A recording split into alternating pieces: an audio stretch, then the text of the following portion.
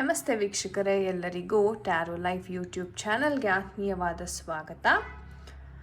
ಮೊದಲನೇದಾಗಿ ತುಂಬ ಧನ್ಯವಾದಗಳು ಯಾರೆಲ್ಲ ಯೂಟ್ಯೂಬ್ ಚಾನಲ್ ಸಬ್ಸ್ಕ್ರೈಬ್ ಮಾಡ್ಕೊಂಡಿದ್ದೀರಾ, ಸಪೋರ್ಟ್ ಮಾಡ್ತಾ ಇದ್ದೀರಾ, ವಿಡಿಯೋಸನ್ನು ನಿಮ್ಮ ಆತ್ಮೀಯರೊಂದಿಗೆ ಶೇರ್ ಮಾಡ್ತಾ ಇದ್ದೀರಾ. ಬಿಗ್ ಗ್ರ್ಯಾಟಿಟ್ಯೂಡ್ ಎಲ್ಲರಿಗೂ. ವೀಕ್ಷಕರೇ, ಇವತ್ತಿನ ಒಂದು ವಿಡಿಯೋದಲ್ಲಿ ಮುಖ್ಯವಾಗಿ ನಿಮ್ಮ ಒಂದು ವ್ಯಕ್ತಿಯ ಕರೆಂಟ್ ಫೀಲಿಂಗ್ಸ್ ಬಗ್ಗೆ ನಾನು ರೀಡಿಂಗನ್ನು ಮಾಡ್ತಾ ಇದ್ದೇನೆ. ಸೊ ಕರೆಂಟ್ ಫೀಲಿಂಗ್ಸ್ ಎಷ್ಟೋ ಜನ ರಿಕ್ವೆಸ್ಟ್ ಮಾಡಿದ್ರಿ, ಮೇಡಮ್ ಅವರು ರೆಸ್ಪಾಂಡ್ ಮಾಡ್ತಾ ಇಲ್ಲ, ನೋ ಕಮ್ಯುನಿಕೇಷನ್ನ ಝೋನಿಗೆ ಹೋಗಿದ್ದೀವಿ, ಅಥವಾ ಏನೋ ಒಂದು ಸಣ್ಣ ಮಿಸ್ಅಂಡರ್ಸ್ಟ್ಯಾಂಡಿಂಗ್ ಆಗಿದೆ, ಅದರಿಂದ ಅವರು ಸರಿಯಾಗಿ ಮಾತುಕತೆ ಅಂತಕ್ಕಂಥದ್ದು ಮಾಡ್ತಾ ಇಲ್ಲ. ಸೊ ಅವರು ಒಂದು ಕರೆಂಟ್ ಫೀಲಿಂಗ್ಸ್ ಏನಾಗಿರುತ್ತೆ ತಿಳಿಸ್ಕೊಡಿ ಅಂತ ಎಷ್ಟೋ ಜನ ರಿಕ್ವೆಸ್ಟ್ ಮಾಡಿದ್ರಿ. ಸೊ ಕರೆಂಟ್ ಫೀಲಿಂಗ್ಸ್ ಬಗ್ಗೆ ಇವತ್ತಿನ ಒಂದು ರೀಡಿಂಗ್ ಇರುತ್ತೆ. ಸೊ ಯಾರಿಗೆಲ್ಲ ಇದು ರೆಸೊನೇಟ್ ಆಗುತ್ತೆ ಅಂತಂದರೆ, ಯಾರೆಲ್ಲ ತುಂಬ ನೋ ಕಮ್ಯುನಿಕೇಷನಲ್ಲಿದ್ರೆ, ಸ್ವಲ್ಪ ಸಪ್ರೇಷನ್ ಆಗ್ತಾ ಇದೆ ಅನ್ನುವಂತಹ ಒಂದು ಪರಿಸ್ಥಿತಿ ಸಂದರ್ಭದಲ್ಲಿರೋರಿಗೆ ಇದು ತುಂಬಾ ಅನ್ವಯ ಆಗುತ್ತೆ. ನೀವು ಖಂಡಿತ ವಿಡಿಯೋವನ್ನು ಸ್ಕಿಪ್ ಮಾಡದೆ ಕೊನೆತನಕ ನೋಡಿ. ಹಾಗೆ ನೆಗೆಟಿವಿಟಿ ರಿಮೂವಲ್ಗೆ ನಾನು ಒಂದು ಟಿಪ್ಪನ್ನು ನಾನು ನಿಮಗೆ ತಿಳಿಸ್ತಾ ಇದ್ದೀನಿ ವಿಡಿಯೋ ಎಂಡಿಂಗಲ್ಲಿ. ಸೊ ಹಾಗಾಗಿ ವಿಡಿಯೋನ ಸ್ಕಿಪ್ ಮಾಡದೆ ಪ್ರತಿಯೊಬ್ಬರು ಕೊನೆ ತನಕ ನೋಡಿ. ಸೊ ರಿಲ್ಯಾಕ್ಸ್ ಮಾಡಿ ನಿಮ್ಮ ಮೈಂಡನ್ನು. ಸೊ ಯಾವ ಪರ್ಸನ್ ಬಗ್ಗೆ ಈ ಒಂದು ವಿಡಿಯೋವನ್ನು ನೋಡ್ತಾ ಇದ್ದೀರಾ, ಆ ಪರ್ಸನನ್ನು ಮನಸ್ಸಲ್ಲೇ ನೆನಪಿಸ್ಕೋತಾ, ಓಕೆ, ಕ್ಲೋಸ್ ಮಾಡಿ ನಿಮ್ಮ ಐಸ್ನ, ರಿಲ್ಯಾಕ್ಸ್ ಮಾಡಿ. ರಿಲ್ಯಾಕ್ಸ್ ಮಾಡ್ತಾ ವ್ಯಕ್ತಿಯ ಒಂದು ಕರೆಂಟ್ ಫೀಲಿಂಗ್ಸ್ ಏನಿದೆ ನೋಡೋಣ.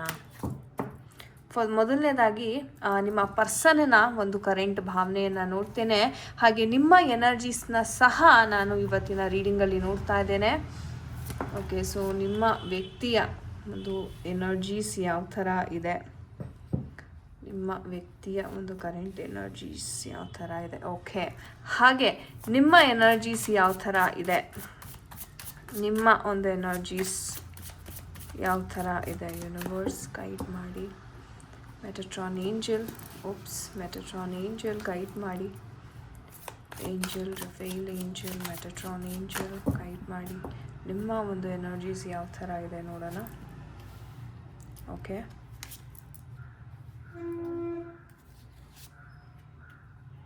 ಓಕೆ, ನಿಮ್ಮ ಒಂದು ಎನರ್ಜೀಸ್. S, okay. ಸೊ ಇದು ನಿಮ್ಮ ಎನರ್ಜೀಸ್ ರೆಪ್ರೆಸೆಂಟ್ ಮಾಡುತ್ತೆ. ಸೊ ವೀಕ್ಷಕರೇ, ಮೊದಲನೇದಾಗಿ ನಿಮ್ಮ ಪರ್ಸನಿನ ಒಂದು ರೀಡಿಂಗ್ ಅನ್ನು ನಾನು ನೋಡ್ತೇನೆ. ನಾನು ಹೇಳ್ದಂಗೆ ಎಷ್ಟೋ ಜನ ನಾನು ಹೇಳ್ದಂಗೆ ಟೆಂಪರವರಿ ಸಪ್ರೇಷನಲ್ಲಿದ್ದೀರಾ, ಅಥವಾ ನಿಮ್ಮ ಪರ್ಸನ್ ಅಂತಕ್ಕಂಥದ್ದು ನಿಮಗೆ ಚೀಟ್ ಮಾಡ್ತಾ ಇರ್ತಕ್ಕಂಥ ಎನರ್ಜೀಸ್ನ ಸಹ ಇಲ್ಲಿ ಕಂಡು ಬರ್ತಾ ಇದೆ. ಮುಖ್ಯವಾಗಿ ಹೇಳಬೇಕು ಅಂತಲೇ ನಿಮ್ಮ ಪರ್ಸನ್ ನಿಮ್ಮ ಒಂದು ಅಥವಾ ಅವರ ಒಂದು ಫ್ಯಾಮಿಲಿಯ ಜೊತೆ ತುಂಬಾ ಮಾತುಕತೆ ಅಂತಕ್ಕಂಥದ್ದು ನಡೆಸ್ತಾ ಇದ್ದಾರೆ. ಆ್ಯಂಡ್ ನಿಮ್ಮ ಮದುವೆ ವಿಚಾರವಾಗಿ ಅಥವಾ ನಿಮ್ಮ ರಿಲೇಷನ್ಶಿಪ್ಪಿನ ವಿಚಾರವಾಗಿ ಇವರು ತುಂಬ ಡಿಸ್ಕಷನ್ ಮಾಡ್ತಾರೆ ಅಂತಲೇ ಹೇಳಬಹುದು. ಅಂದರೆ ನಿಮ್ಮ ಬಗ್ಗೆ ಅಥವಾ ನಿಮ್ಮ ಒಂದು ರಿಲೇಷನ್ಶಿಪ್ ಬಗ್ಗೆ, ನಿಮ್ಮ ಇಬ್ಬರ ನಡುವೆ ಏನೇನು ವಿಚಾರಗಳು ನಡೀತಾ ಇದೆ ಇದೆಲ್ಲವನ್ನು ಅವರ ಫ್ರೆಂಡ್ಸ್ ಜೊತೆ ತುಂಬಾ ಇವರು ಡಿಸ್ಕಸ್ ಮಾಡ್ತಾರೆ. ವೀಕ್ಷಕರೇ, ಆ್ಯಕ್ಚುಲಾಗಿ ಹೇಳಬೇಕು ಅಂದರೆ ಇವರು ಡಿಸ್ಕಸ್ ಮಾಡದೇ ಇರೋದೇ ಉತ್ತಮ. ಯಾಕಂತಂದರೆ ಇವ್ರು ಏನೇ ಹೇಳಿದ್ರು ಅವರ ಫ್ರೆಂಡ್ಸ್ ಬಂದು ಅವರ ಪಾಯಿಂಟ್ ಆಫ್ ವ್ಯೂ ಅಥವಾ ಅವ್ರಿಗೆ ಏನು ಸರಿ ಅನಿಸುತ್ತೆ ಅದನ್ನು ಮಾತ್ರ ಅವ್ರು ಹೇಳ್ತಾರೆ. ಆ್ಯಂಡ್ ಅನಾವಶ್ಯಕವಾಗಿ ಜಗಳ ಅಂತಕ್ಕಂಥದ್ದು, ಮನಸ್ತಾಪ ಅಂತಕ್ಕಂಥದ್ದು ನಿಮ್ಮ ಇಬ್ಬರ ನಡುವೆ ಆಗ್ತಾ ಇರೋದೇ ಇವರು ತಗೊಳ್ತಕ್ಕಂತಹ ಒಂದು ಇನ್ಪುಟ್ ಅಥವಾ ಒಂದು ಸಲಹೆ ಏನು ತಗೋತಾ ಇದ್ದಾರೆ ಅವರ ಒಂದು ಫ್ರೆಂಡ್ಸ್ ಸರ್ಕಲಿಂದ, ಅವರಿಂದ ಸಹ ನಿಮಗೆ ತುಂಬಾ ನಿಮ್ಮ ಒಂದು ರಿಲೇಷನ್ಶಿಪ್ಗೆ ಇದು ಎಫೆಕ್ಟ್ ಆಗ್ತಿದೆ. ಸೊ ಇದು ಬಂದ್ಬಿಟ್ಟು ನಿಮ್ಮ ಪರ್ಸನ್ ಯಾಕೆ ಇಂಟರ್ಮಿಟೆಂಟ್ ಅಂತಂದರೆ ಆನ್ ಆ್ಯಂಡ್ ಆಫ್ ಕಮ್ಯುನಿಕೇಷನ್ ಮಾಡ್ತಾರೆ. ನೀವು ಗಮನಿಸ್ಬೋದು, ಕೆಲವ್ರಿಗೆ ಎಷ್ಟೋ ಜನಕ್ಕೆ ಇದು ಅನುಭವ ಆಗಿರುತ್ತೆ.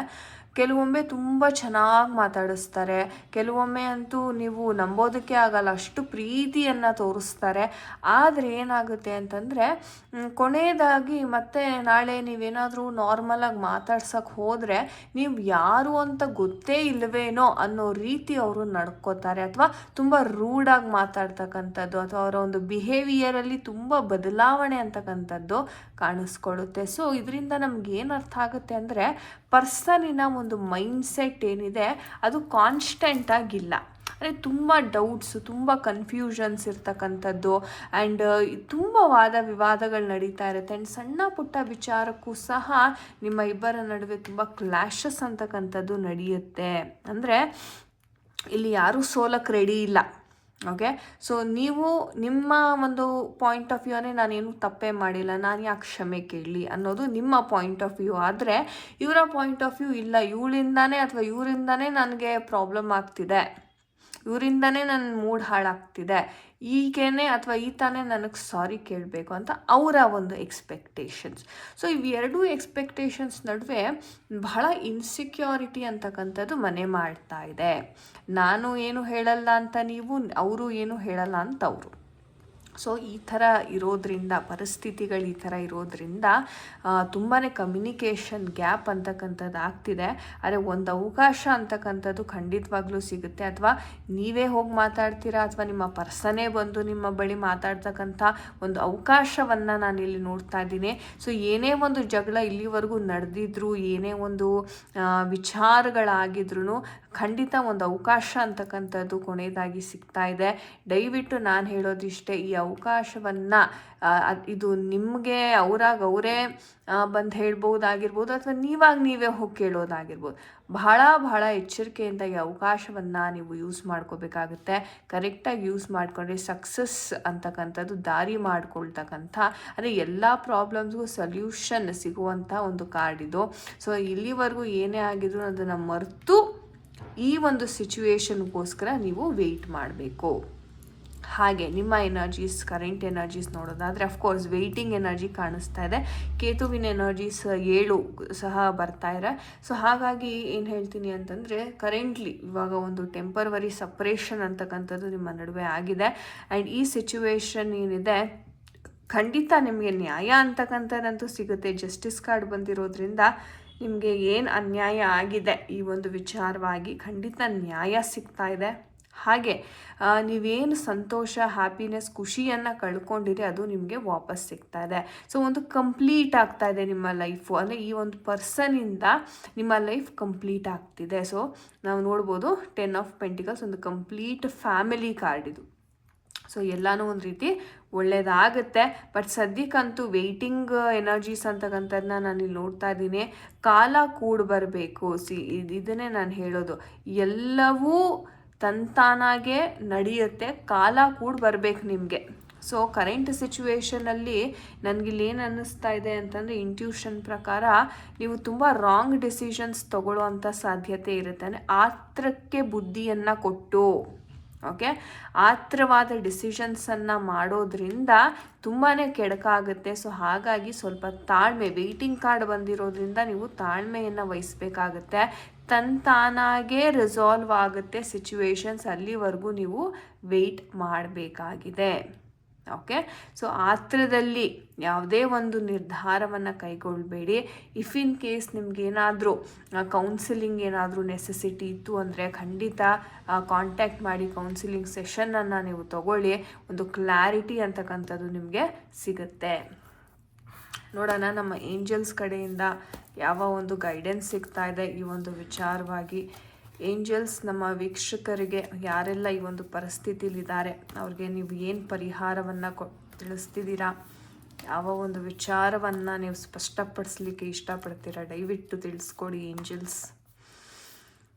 ಓಕೆ, ನೋಡಿದ್ರಾ ಸಕ್ಸಸ್ ಕಾರ್ಡ್. ಇದಕ್ಕಿನ್ನ ನಿಮ್ಗೆ ಉದಾಹರಣೆ ಬೇಕಾ? ಸಕ್ಸಸ್ ಕಾರ್ಡ್ ಸಿಕ್ಕಿದೆ ಅಂದರೆ ಈ ಅವಕಾಶ ನಾನೇನು ಹೇಳಿದೆ ಇದು ಸಕ್ಸಸ್ ಆಗ್ತಾ ಇದೆ. ಇನ್ನೇನಾದರೂ ಇದೆಯಾ ಹೇಳಿ ಏಂಜಲ್ಸ್.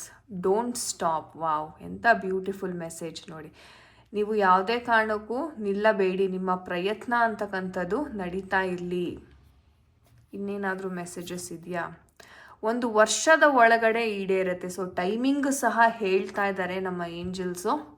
ಸೊ ನಾನು ಹೇಳಿದೆ ವೆಯ್ಟಿಂಗ್ ಎನರ್ಜೀಸ್ ಇದೆ, ವೆಯ್ಟ್ ಮಾಡಬೇಕು ತುಂಬ ತಾಳ್ಮೆಯಿಂದ ಅಂತ. ಸೊ ಏಂಜಲ್ಸ್ ಹೇಳೋ ಪ್ರಕಾರ ಸಕ್ಸಸ್ ಸಿಗುತ್ತೆ. Don't stop. ನಿಮ್ಮ ಪ್ರಯತ್ನವನ್ನು ನೀವು ಯಾವುದೇ ಕಾರಣಕ್ಕೂ ನಿಲ್ಲಿಸಬೇಡಿ. 1 ವರ್ಷದ ಒಳಗಡೆ ನಿಮಗೆ ಎಲ್ಲ ಒಂದು ಈ ಸಮಸ್ಯೆ ಏನು ಎದುರಿಸ್ತಾ ಇದ್ದೀರಾ ಅದಕ್ಕೆ ಪರಿಹಾರ ಅಂತಕ್ಕಂಥದ್ದು ಏಂಜಲ್ಸ್ ಮಾಡಿಕೊಡ್ತಾರೆ. ಸೊ ಹಾಗಾಗಿ ಧೈರ್ಯವಾಗಿ ನೀವು ಇರಬಹುದಾಗಿದೆ. ವೀಕ್ಷಕರೇ, ಇದಾಗಿತ್ತು ಇವತ್ತಿನ ಒಂದು ರೀಡಿಂಗ್. ನಾನು ಹೇಳಿದೆ ಕೊನೆಯದಾಗಿ ನಾನು ನಿಮ್ಗೊಂದು ಟಿಪ್ಪನ್ನು ಕೊಡ್ತೀನಿ ಅಂತ. ಸೊ ನೀವು ಇದನ್ನು ನೋಡ್ಬೋದು. ಇದು ಬಂದುಬಿಟ್ಟು ಸೆಲೆನೈಟ್ ಕ್ರಿಸ್ಟಲ್ಲಿಂದ ಮಾಡಿರ್ತಕ್ಕಂಥ ಒಂದು ಮಾಲಾ. ಇದು ಯಾಕೆ ನಾವು ಯೂಸ್ ಮಾಡ್ತೀವಿ ಅಂದರೆ, ನೋಡಿ, ನೆಗೆಟಿವಿಟಿ ರಿಮೂವಲ್ಗೆ ಬಹಳ ಒಂದು ಮೆಥಡ್ಸ್ ಇದೆ, ಬೇರೆ ಬೇರೆಯಾದ ಒಂದು ರೀತಿ ನಿಯಮಗಳಿದೆ. ಅದೇ ರೀತಿ ಸೆಲೆನೈಟ್ ಕ್ರಿಸ್ಟಲ್ ಅನ್ನೋದು ಒಂದು ಪವರ್ಫುಲ್ ಕ್ರಿಸ್ಟಲ್. ಆ್ಯಂಡ್ ಇದು ಬಂದುಬಿಟ್ಟು ವೆಯ್ಟ್ ಇರುತ್ತೆ ತುಂಬಾ. ಇದು ನೀವು ನೋಡ್ಬೋದು. ಅಂದರೆ ಇದು ಮಾಲಾ ಆಗಿರೋದ್ರಿಂದ, ಆ್ಯಂಡ್ ಆ ಕ್ರಿಸ್ಟಲ್ನ ಬೆಳಕನ್ನು ನೋಡಿ. ಇದು 100% AAA ಕ್ವಾಲಿಟಿದು ಒರಿಜಿನಲ್ ಸೆಲೆನೈಟ್ ಕ್ರಿಸ್ಟಲ್. ಇದು ನಿಮಗೆ ಬ್ರೇಸ್ಲೆಟ್ ರೂಪದಲ್ಲೂ ಸಿಗುತ್ತೆ. ಇಲ್ಲ ನೆಗೆಟಿವಿಟಿ ಜಾಸ್ತಿ ಇದೆ ಅಂತಂದರೆ ನೀವು ಮಾಲದ ರೂಪದಲ್ಲಿ ಸಹ ಇದನ್ನು ಧರಿಸ್ಬೋದಾಗಿದೆ. ಈ ಒಂದು ಮಾಲೆಯನ್ನು ಧರಿಸೋದ್ರಿಂದ ಯಾವುದೇ ರೀತಿ ನೆಗೆಟಿವ್ ಎನರ್ಜಿ ನಿಮ್ಮಲ್ಲಿದ್ರೂ ಇದು ಅಬ್ಸಾರ್ವ್ ಮಾಡಿಕೊಂಡು ನಿಮ್ಮ ದೇಹ, ನಿಮ್ಮ ಆರವನ್ನು ಕ್ಲೆನ್ಸ್ ಮಾಡಿ ಕೊಡುವಂಥ ಒಂದು ಅದ್ಭುತ ಶಕ್ತಿ ಇರುವಂತಹ ಒಂದು ಬ್ಯೂಟಿಫುಲ್ ಕ್ರಿಸ್ಟಲ್ ಅಂತ ಹೇಳ್ಬೋದು. ಯಾಕಂದರೆ ಇದು ನೋಡಲಿಕ್ಕೇ, ಸೆಲೆನೈಟ್ ಅನ್ನೋದು ನೋಡಲಿಕ್ಕೇ ಒಂಥರ ಕಣ್ಣಿಗೆ ತುಂಬ ಇಂಪಾದ ಒಂದು ಫೀಲಿಂಗ್ ಕೊಡುತ್ತೆ. ನೀವು ನೋಡ್ಬೋದು, ಕ್ಯಾಮ್ರಾದಲ್ಲಿ ನಿಮಗೆ ಕಾಣಿಸ್ತಾ ಇರ್ಬೋದು. ಒಂಥರ ಅದು ನೋಡ್ತಾ ಇದ್ರೇ ಏನೋ ಒಂಥರ ಮಾನಸಿಕ ನೆಮ್ಮದಿ ಕೊಡುವಂಥ ಕ್ರಿಸ್ಟಲ್. ಅಷ್ಟು ಶಕ್ತಿ ಇರುತ್ತೆ, ತುಂಬ ಅಟ್ರಾಕ್ಟಿವ್ ಆಗಿ ಇರ್ತಕ್ಕಂಥ ಇದು ಸೆಲೆನೈಟ್ ಕ್ರಿಸ್ಟಲ್. ಸೊ ಯೂಶಲಿ ಮಾಲೆಯನ್ನು ಧರಿಸೋದ್ರಿಂದ ಬಹಳ ಇದರ ಉಪಯೋಗಗಳಿದೆ. ಎಂತಹ ಕೆಟ್ಟ ಶಕ್ತಿ, ಎಂತಹ ಒಂದು ನರದೃಷ್ಟಿ ಆಗಿರಬಹುದು. ನರದೃಷ್ಟಿ ಅಂತಕ್ಕಂಥದ್ದು ನಿಮಗೆ ಗೊತ್ತು ಎಷ್ಟು ಪವರ್ಫುಲ್ ಇರುತ್ತೆ ಅಂತ. ಆ ನರದೃಷ್ಟಿಯನ್ನು ಸಹ ಇದು ತಗೊಳ್ತಕ್ಕಂತಹ ಅದ್ಭುತ ಶಕ್ತಿ ಇರುವಂತಹ ಒಂದು ಸೆಲೆನೈಟ್ ಮಾಲಾ. ಇದನ್ನು ನೀವು ಮಾಲದ ರೂಪದಲ್ಲಾದರೂ ಧರಿಸಿ, ಇಲ್ಲಾಂದರೆ ಈ ರೀತಿ ಬ್ರೇಸ್ಲೆಟ್ ರೂಪದಲ್ಲೂ ಸಿಗುತ್ತೆ, ಅದು ಸಹ ನೀವು ಧರಿಸ್ಬೋದಾಗಿದೆ. ಸೊ ಇದರ ಉಪಯೋಗಗಳು ತುಂಬ ಇದೆ. ಇದನ್ನು ಧರಿಸೋದ್ರಿಂದ ನಿಮ್ಮ ಔರಾ ಅಂತಕ್ಕಂಥದ್ದು, ಯಾವುದೇ ರೀತಿ ದೃಷ್ಟಿ ಅಂತಕ್ಕಂಥದ್ದು ನಿಮಗೆ ತಾಗೋದಿಲ್ಲ. ಬಹಳ ಉಪಯುಕ್ತಕಾರಿಯಾಗಿದೆ ಈ ಒಂದು ಮ್ಯಾಜಿಕಲ್ ಸೆಲೆನೈಟ್ ಕ್ರಿಸ್ಟಲ್ ಅಂತ ಹೇಳ್ಬೋದು. ಸೊ ಯಾರಿಗೆಲ್ಲ ನಿಮಗೆ ಇವನ್ ಮಾಲಾ ಅಥವಾ ಬ್ರೇಸ್ಲೆಟ್ ಏನೇ ಬೇಕಿದ್ರೂ ಖಂಡಿತವಾಗ್ಲೂ DM ಮಾಡಿ ಕಾಂಟ್ಯಾಕ್ಟ್ ನಂಬರ್ಗೆ. ಇದರ ಬೆಲೆ ಎಷ್ಟಾಗುತ್ತೆ, ಎಷ್ಟು ದಿವಸದಲ್ಲಿ ನಿಮಗೆ ಡೆಲಿವರಿ ಸಿಗುತ್ತೆ ಕೊರಿಯರ್ ಮುಖಾಂತರ ಅನ್ನೋದನ್ನು ಮಾಹಿತಿಯನ್ನು ನೀವು ಪಡ್ಕೋಬೋದಾಗಿದೆ. ಸೊ ಧನ್ಯವಾದ ವೀಕ್ಷಕರೇ. ಮತ್ತೊಮ್ಮೆ ಇಂಟ್ರೆಸ್ಟಿಂಗ್ ಆದ ವಿಡಿಯೋಂದಿಗೆ ನಿಮ್ಮೆಲ್ಲರನ್ನ ಭೇಟಿ ಮಾಡ್ತೀನಿ. ಎಲ್ಲರಿಗೂ ಅಲ್ಲಿ ತನಕ ಹರೇ ಕೃಷ್ಣ ಎವ್ರಿವನ್.